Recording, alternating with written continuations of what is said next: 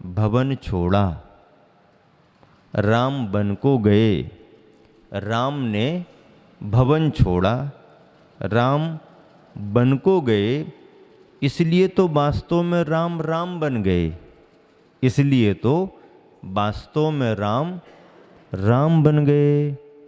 रावण भवन नहीं छोड़ पाया, रावण भवन नहीं छोड़ पाया, रावण वन को नहीं गया, इसलिए रावण रावण ही रहा, राम नहीं बन पाया।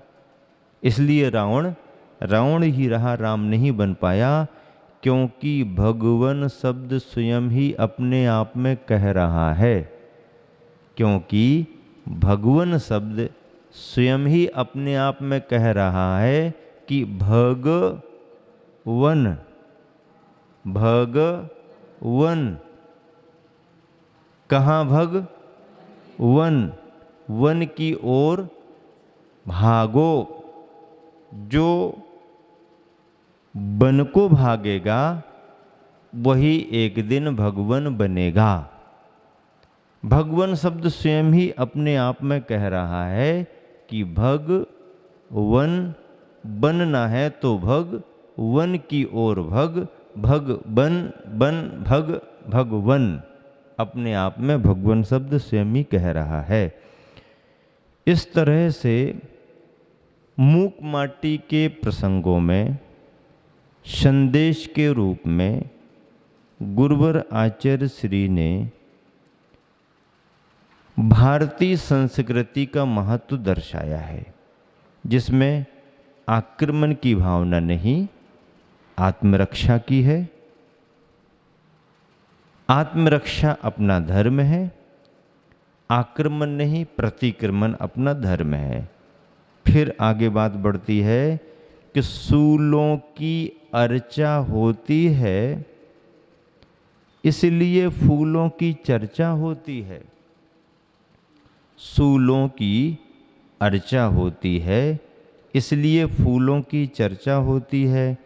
फूल अर्चना की सामग्री अवश्य हैं, फूल अर्चना पूजा की सामग्री अवश्य हैं। ईश के चरणों में समर्पित होते वह, ईश के चरणों में समर्पित होते वह, परंतु फूलों को छूते नहीं भगवान, फूलों को छूते नहीं भगवान। शूलधारी होकर भी, शूलधारी होकर भी अर्थात त्रिशूलधारी को प्रतीक बनाया। भारत में जो महादेव का रूप बना है उसमें त्रिशूल लिए हैं, और कामदेव का जो रूप बना है उसमें वो फूल लिए हैं। कामदेव का आयुध फूल है और महादेव का आयुध शूल है। ये साहित्य है, और साहित्य में भारतीय संस्कृति के प्रतीक आचार्य श्री ने रखे हैं। उसी चर्चा को आगे बढ़ा रहे। फूलों को छूते नहीं भगवान, शूलधारी होकर भी काम को जलाया है प्रभु ने, काम को जलाया है प्रभु ने। तभी तो शरणहीन हुए फूल शरण की आस ले, प्रभु चरणों में आते वह। शरणहीन हुए फूल शरण की आस ले, प्रभु चरणों में आते हुए। और सुनो, प्रभु का पावन संपर्क पाकर फूलों से विलोम परिणमन शूलों में हुआ है। प्रभु का पावन संपर्क पाकर फूलों से विलोम परिणमन शूलों में हुआ है। कहाँ से यहाँ तक, कहाँ से यहाँ तक, और यहाँ से कहाँ तक, कहाँ से यहाँ तक, और यहाँ से कहाँ तक, कब से अब तक, और अब से कब तक, कब से अब तक, और अब से कब तक। आदि आदि सूक्ष्माति में सूक्ष्म स्थान एवं समय की सूचना, स्थान की सूचना और समय की सूचना सूचित होती रहती है सहज ही शूलों में। कब से अब तक, अब से कब तक, कहाँ से यहाँ तक, यहाँ से कहाँ तक, ये जो जानकारियाँ मिलती हैं स्थान संबंधी, और समय संबंधी ये किसके द्वारा मिलती हैं? फूलों के द्वारा कि सूलों के द्वारा? फूलों के द्वारा कि सूलों के द्वारा? सूलों में सहजी जानकारियां मिलती। कैसे सूलों में? अन्यथा दिशा सूचक यंत्रों और समय सूचक यंत्रों घड़ियों में कांटे का अस्तित्व क्यों? कांटे ने जानकारी दी है। घड़ी हो और कांटे ना हो तो फूल लगा दो तो जानकारी मिलेगी क्या? नहीं। दिशा सूचक यंत्र से हम ये देख लेते हैं कि किस दिशा में हैं, किस स्थान पर हैं, और कांटे हमारे को समय बता देते हैं। घड़ी के कांटे समय बताते हैं, कितना बज गया, कितना बज गया। तो ये सब बातें बताने की जो स्थिति है वो किस में है? फूलों में कि सूलों में? सूलों में है। अन्यथा कांटे का अस्तित्व क्यों? इस बात को भी हमें नहीं भूलना है कि कांटों का अपने आप में अस्तित्व है। घड़ी के कांटे हमको समय बताते हैं, दिशा सूचक यंत्र हमको दिशा का ज्ञान, स्थान का ज्ञान कराता है। इस बात को भी हमें नहीं भूलना है कि घन घमंड से भरे हुए उद्दंडों की उद्दंडता दूर करने, घन घमंड से भरे हुए उद्दंडों की उद्दंडता दूर करने दंड संहिता की व्यवस्था होती है। दंड संहिता की व्यवस्था होती है। और शास्ता की शासन सैया, शास्ता यानी शासन करने वाला, शास्ता माना जाता है। तो शास्ता की शासन सैया, शासन सैया यानी सिंहासन, सिंहासन का नाम शासन सैया है। शासन सैया फूलवती नहीं, फूलवती नहीं, मृदुता से काम नहीं चलता, सूलशीला हो। सिंहासन पर बैठने वाला तो कठोर होगा ही होगा। क्यों? क्योंकि नरमाई से नियंत्रण नहीं होता। प्रशासन में नरमाई का कोई स्थान नहीं। क्रूरता नहीं होना, क्रूरता शासक में नहीं होना, लेकिन कठोरता होना। कठोरता 24 घंटे नहीं होना, लेकिन समय पर कठोरता होना। कठोरता होना भी तो बाहर से होना, लेकिन अंदर से तो परिणाम मृदु ही होना। कठोरता किसके लिए होना? कठोरता अन्याय के लिए होना, कठोरता अनीति के लिए होना, कठोरता उद्दंडता के लिए होना, कठोरता अनुशासनहीनता के लिए होना। प्राणी के लिए कठोरता नहीं होना, उसकी प्रवृत्ति के लिए कठोरता होना। प्राणी के प्रति तो करुणा ही होना, प्राणी के प्रति तो स्नेह ही होना, लेकिन उसकी उद्दंड जो प्रवृत्ति है उसके लिए यदि कठोरता नहीं होगी तो उसमें बुराइयां ही बढ़ेंगी। उसकी बुराइयों पर कंट्रोल हो, बुराइयां उसकी दूर हो, इसके लिए शासक को कठोरता बरतना पड़ती है। लेकिन कठोरता रखते हुए भी अंदर हाथ पसार कर ऊपर मारे, क्या?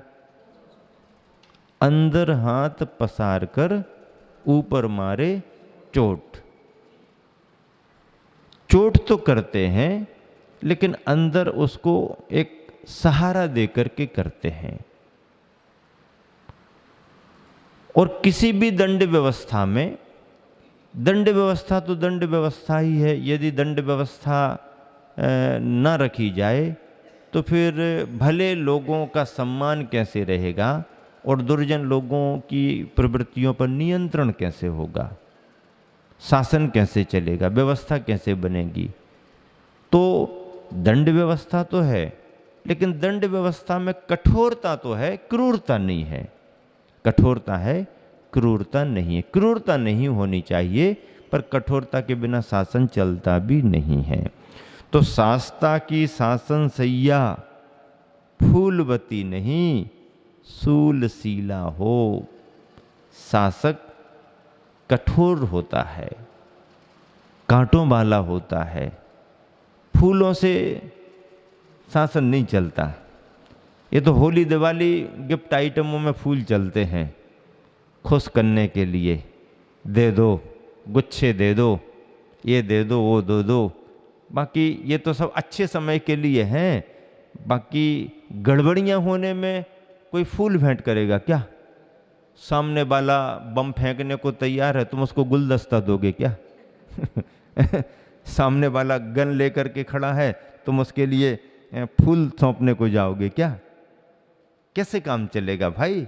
सामने वाला सुनने को तैयार हो तो बातचीत करो, सामने वाला फूल लेकर के आया हो तो उसको फूल दो। सामने वाला गन लेकर के खड़ा है तो तुम फूल, एक गुलाब का ले लो, पसंद नहीं तो गेंदा का ले लो, पसंद नहीं, वो तो वो जैसा है वैसा उसको करना पड़ेगा। व्यक्ति के अनुसार दंड सुनिश्चित होता है। अबोध अवस्था में यदि कुछ होता है तो उसको नाबालिग समझ करके उसके अनुरूप दंड व्यवस्था है।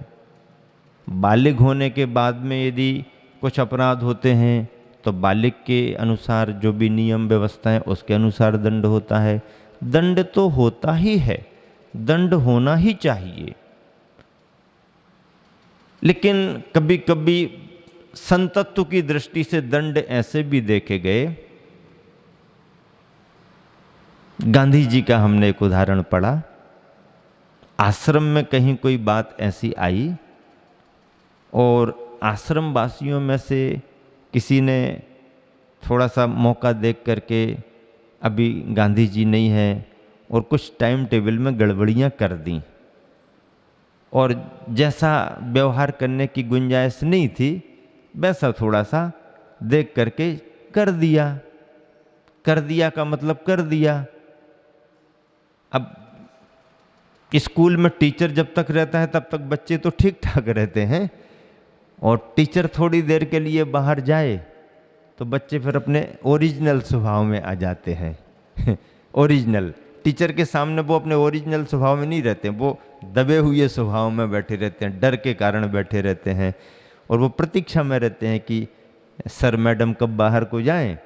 और थोड़ी गुंजाइश उनको मिलती है फिर एकदम आवाज़ें आने लगेंगी, एक दूसरे पर थैलियाँ फेंकने लगेंगे, कॉपी में से कागज़ निकाल करके रॉकेट बना करके उड़ाने लगेंगे, कुछ भी करेंगे। वो उनका ओरिजिनल मुक्त स्वभाव है उनका। तो गांधी जी कहीं रहे होंगे और कुछ समय मिल गया, थोड़ा सा बातचीत कर ली होगी, हंस लिया होगा, या थोड़ा कुछ काम नहीं किया होगा, आदि आदि, या कुछ गड़बड़ियाँ वहाँ पर दिख गई। गांधी जी आने के बाद में उनको आभास हो गया, पूछताछ करी, बताने को कोई तैयार नहीं, बताने को कोई तैयार नहीं। गांधी जी कैसे पता लगाएं, किसको दंड दें, और जब तक पता नहीं लगे तो कैसे दंड दें। और पता लगने के लिए, लगाने के लिए पूछताछ तो कर रहे लेकिन कोई बताने को तैयार नहीं। तो कहते हैं गांधी जी ने उन सभी के सामने अपने गालों में मारना शुरू कर दिया। इसमें खूब मारा, इसमें खूब मारा, खूब वो तड़ करने लगे। अब तो सब घबरा गए, ये क्या मामला है। तो जो लोग थे वो खड़े हो गए, बापूजी मेरे से गलती हुई, बापूजी मेरे से गलती। हाँ ठीक, दंड के बिना कोई सीधा नहीं होता है। अब चाहे तुम्हें दंड दिया जाए, चाहे मुझे दंड दिया जाए, दंड के बिना कोई नियंत्रित नहीं होता है। तो ऐसा उपाय होता है। कभी कभी बच्चे को खाना नहीं दे करके भी उसको ठीक किया जाता है। ठीक है, अब तुमको देंगे ही नहीं, अपने आप लाइन पर लग जाएगा। कभी कभी ये फार्मूला भी यदि लागू नहीं होता है तो फिर अब ठीक है, जब तक तुम ठीक नहीं करते तो हम ही खाना नहीं खाएंगे। हम ही खाना नहीं खाएंगे। तो फिर देख देख करके उसको अपनी वजह से खाना नहीं, अपनी वजह से खाना नहीं, फिर अपने आप कंट्रोल में आ जाता है। तो दंड के बिना व्यवस्था नियंत्रित नहीं होती है। चाहे अपराधी को दंड दिया जाए, और यदि अपराधी दंड से भी ठीक नहीं होता तो दंड देने वाला भी शासक अपने आप में दंड ले सकता है। उसके दंड लेने पर भी अपराधी का हृदय परिवर्तित हो जाता है। सब व्यवस्थाएं, इसमें धार्मिकपना ज़्यादा है। धार्मिकपना सब जगह नहीं चलता, ये धर्म के क्षेत्र में ही चलता है, न्यायालय में, और फिर यहाँ वहाँ तो फिर अलग स्थितियाँ हैं। ऐसा यदि होने लगे कि अब अपराधी कबूल नहीं कर रहा तो जज साहब भी दंड लेने लगें, तो ये वहाँ नहीं चलेगा। एक बार ऐसा हो गया, जज साहब बैठे हुए थे और पूछने लगे अपराधी से कि भाई अब तुमको सज़ा मिल रही है और ऐसी ऐसी सज़ा है, अंतिम इच्छा क्या है तुम्हारी बता दो, अन्यथा फांसी होने वाली है। फांसी तो होएगी, अब अंतिम इच्छा क्या है? तो वो कहने लगा अंतिम इच्छा हमारी यही है कि आप हमारी जगह आ जाओ और हमको आपकी जगह पर बिठा दो। अब हमारी अंतिम इच्छा यही है। तो उस इच्छा को पूरा करेंगे क्या कोई है? वो तो कह रहा कि हमारी जगह आप आ जाओ और हमको वहाँ बिठा दो। तो अंतिम इच्छा पूरी तो की जा सकती, लेकिन ऐसी इच्छा पूरी थोड़ी करेंगे। तुम्हारे को तो दंड देना ही ठीक है। दंड संहिता है, पर दंड में कठोरता हो सकती है, क्रूरता नहीं होनी चाहिए, ऐसा संदेश भी छिपा हुआ रहता है। अब देखिए और क्या कह रहे हैं। अन्यथा घन घमंड से भरे हुए घमंडों की उद्दंडता दूर करने दंड संहिता की व्यवस्था होती है। और शास्ता की शासन सैया फूलवती नहीं, शूलशीला हो अन्यथा, शूलशीला हो अन्यथा राजसत्ता, वह राजसत्ता की रानी राजधानी बनेगी। वह राजसत्ता, अन्यथा राजसत्ता, वह राजसत्ता, तामसिकता राजसत्ता ये है ना, तो अन्यथा राजसत्ता, राजसत्ता प्रशासन, वह राजसत्ता की रानी राजधानी बनेगी। वह सात्विकता से हट करके राजसिकता में चली जाएगी और उसकी वो राजधानी बनेगी। इसलिए तो ऐसी शिल्पी की मति परिणति में परिवर्तन गति वांछित है, सही दिशा की ओर। और छत विच्छत कांटा वह पुनः कहता है।